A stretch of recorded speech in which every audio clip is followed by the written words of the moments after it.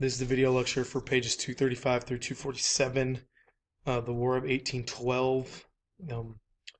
We last left off with Madison calling for war against the English, and the war starts off pretty poorly for Americans. Most Canadians fight against Americans as they are British citizens, and we try to attack because we don't learn from history Canada. In 1812, three different attacks from already a small army split up, and we lose. And we lose Detroit. And this is a big setback. And it happens right before the election. And it hurts the Republicans in Madison, but he wins. He has a narrow victory in 1812. And things only get better from here. These are the two maps that we'll discuss in class that show lots of the different battles. Now, an American victory on Lake Erie led to British attacks at a time when the American government is nearly bankrupt. Political dissent in New England is reaching a climax, and they're going to invade the United States, and they're going to be successful. They march on Washington. Madison's wife's there. Madison's not. So the British torch Washington, D.C. Madison's not there. His wife is there. And luckily for Americans, she is having a party. And she literally tells everybody, get everything out of the White House because the British are coming. And they grab everything they can, load it in wagons, get almost everything out they can. And then when the British show up, they torch the White House. I mean, the presidential portrait of George Washington would be up in flames and gone. But we stop the British advance, and we win the Battle of Plattsburgh, which turns the tide of the war. Okay, Battle of Plattsburgh stops them in their tracks in Baltimore, Maryland, not that far away from Washington, D.C. Okay, and we also win the Battle of Plattsburgh, naval victory that thwarts a British invasion of Canada. Stop them from coming in. Now, Napoleon's defeated, and so the British don't have anybody to really fight with. They don't need to fight with us anymore. They don't have an easy victory, so they back off. And they're not fighting the French anymore. No reason to fight the Americans. And it leads to the signing of the Treaty of Ghent, which ends the war. Well, it takes a long time for news to travel, and the Battle of New Orleans takes place following the signing of the Treaty of Ghent. Well, during the ratification period, aka the voting period when we're going to okay all this, Andrew Jackson defeats the British at the Battle of New Orleans. Jackson's victory ended any British hopes of establishing a sphere of influence in Louisiana. But it also, we talked about this earlier, the Federalist Party implodes on itself. It's gone. You didn't want to be a Federalist anymore. You were against the war. So it's crazy. He kills like 1,200 British, and he only loses like 120 Americans, something like that. It's some crazy number. Okay, and this is the depiction of Jackson. Well, if they were really fighting like this, number one, Jackson would be dead. Him standing up there pointing the sword. But also, they would have lost way more men. The numbers wouldn't have been so dramatic and drastic. But Jackson's going to take this and run with it. He's going to become this ultimate war hero, and eventually will lead this to him becoming the president. Not right away, but eventually. This leads into what is called the era of good feelings. When there's political harmony. There's one political party. Federalists are gone. So all that's left is the Republicans. And it's harmony and sectional unity. It's not North versus South. It's not Mid-Atlantic versus New England. We're all together. The War of 1812 converted Republicans to one different thing: the doctrine of a centralized national power. We need a strong centralized government.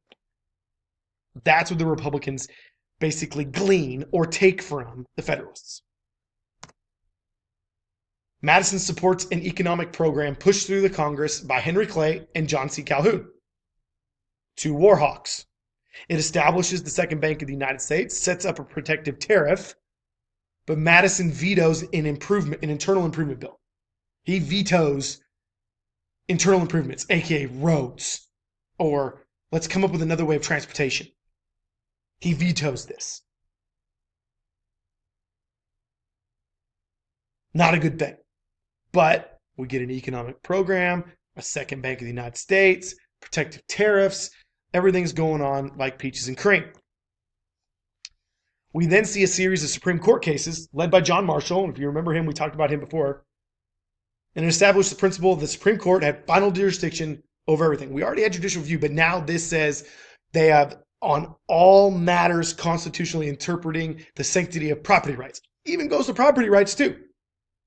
Fletcher versus Peck, the state ruled that a contract violated, or a state law, violated a legal contract. Dartmouth College versus Woodward College, or versus Woodward, it said that it prohibited states from interfering with privileges granted to private corporations. Dartmouth's a private corporation. They cannot interfere, states cannot interfere with those privileges that are given to private corporations. McCullough versus Maryland, Supreme Court decision of 1890, upholding the constitutionality of the Second Bank of the United States and exercising the federal powers within a state. These three Supreme Court cases are important. You're going to need to know them in the future. Secretary of State John Quincy Adams, the son of John Adams, negotiates several treaties that influence the future of America. A new era of Anglo-American cooperation is signed with the Rush-Bagot Agreement and the Anglo-American Accords. Rush-Bagot Agreement was the demilitarization of the Great Lakes.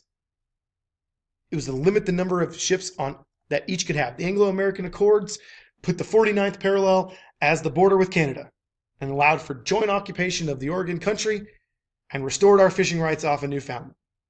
Cut the Great Lakes in half in the 49th parallel to where our Louisiana territory is.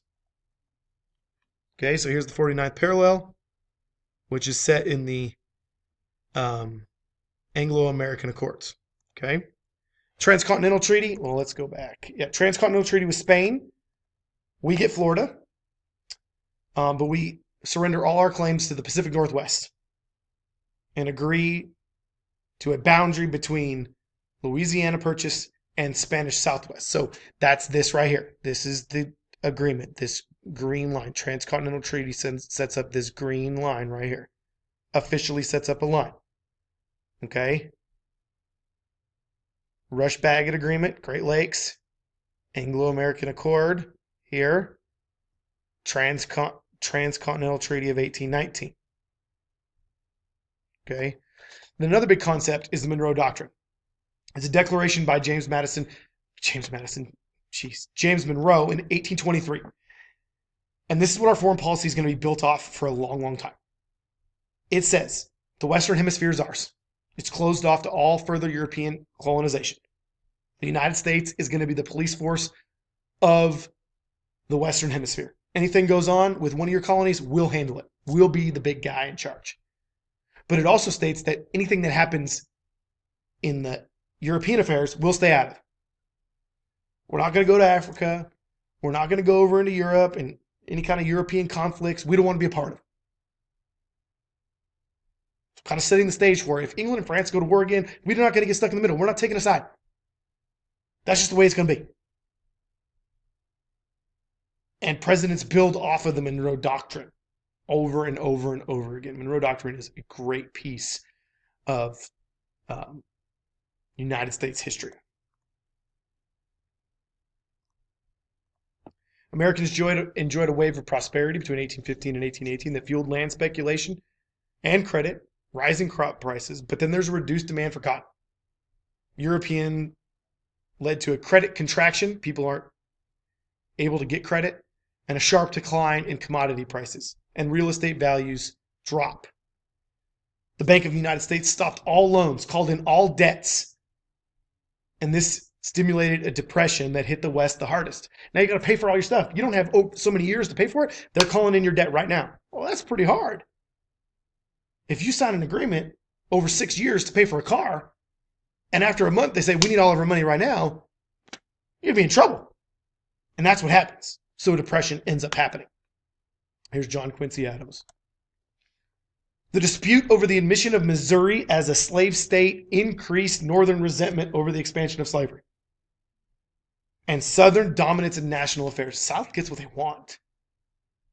South pushes the envelope.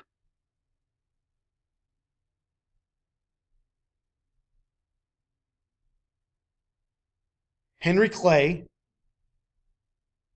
comes up with this bill that admits, which is the Missouri Compromise, that admits Missouri to the Union as a slave state.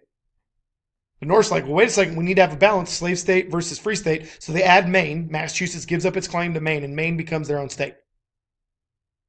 Slavery is prohibited north of Missouri's southern border. So let me go back to the map.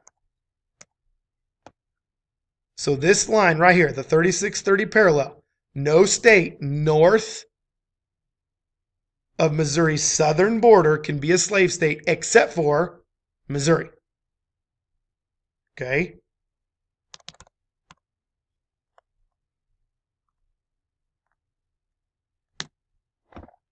Election of 1824, super important. 4 candidates vied for the presidency in 1824. William Crawford, John Quincy Adams, Andrew Jackson, Henry Clay, all same party. Jackson wins the popular vote, but nobody had enough votes to win the electoral college vote. Adams came in first, John Quincy Adams came in second, Crawford, and then Henry Clay. Now you have to remember, Andrew Jackson, Henry Clay are both war hawks. Okay, and so it goes after, if the electoral college can't be picked through the vote, it goes to the House of Representatives. And then they let it out there, and then people vote. And then usually after about the third ballot, people start changing their votes. And so what each one of these candidates does is they get up there, they give their spiel on why they should be president, and then they vote. And then if it's still not enough, then they come back, they give their spiel again, they vote. And all behind the scenes, they're politicking to try to get more votes. Well, Andrew Jackson doesn't get to Henry Clay first or fast enough. John Quincy Adams does. And in what Andrew Jackson will call the corrupt bargain, John Quincy Adams offers Henry Clay, I'll make you the Secretary of State if you give me your electoral college votes. So if you take his electoral college votes and Clay tells all of his members to vote for John Quincy Adams, you take his electoral college votes and add them together with John Quincy Adams, he has enough to win. And so John Quincy Adams beats Andrew Jackson. And oh, is Andrew Jackson pissed. Okay? He is not happy. Okay? He calls it a corrupt bargain, but he makes it his life ambition and vendetta to get after John Quincy Adams and Henry Clay. All right, well, that's the end of chapter 9, pages 235 through 247.